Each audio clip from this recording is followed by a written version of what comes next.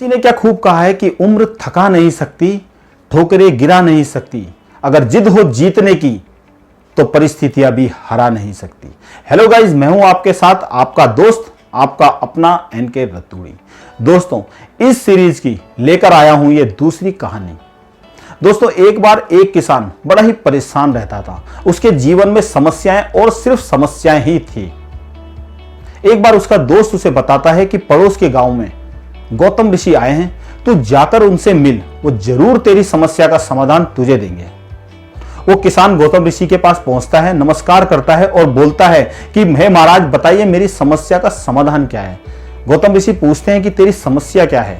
वो बताता है कि महाराज, मैं कई बार अपने बच्चों से परेशान हो जाता हूं और सोचता हूं कि बच्चे ना होते तो बढ़िया था। कई बार बीवी से लड़ाई होती है और सोचता हूं अगर शादी ना की होती तो बहुत बढ़िया था।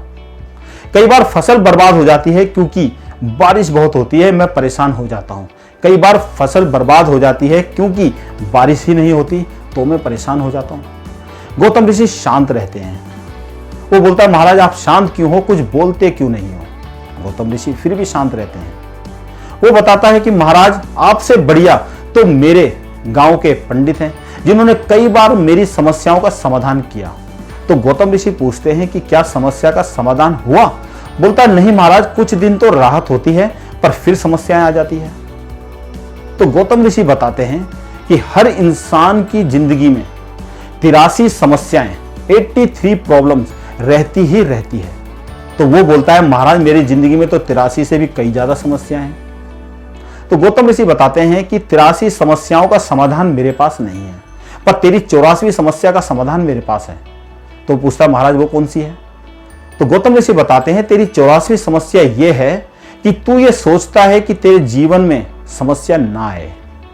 तेरा ये सोचना कि समस्या ना आए, ये बहुत बड़ी समस्या है, क्योंकि जीवन है तो समस्याएं तो रहेगी रहेगी।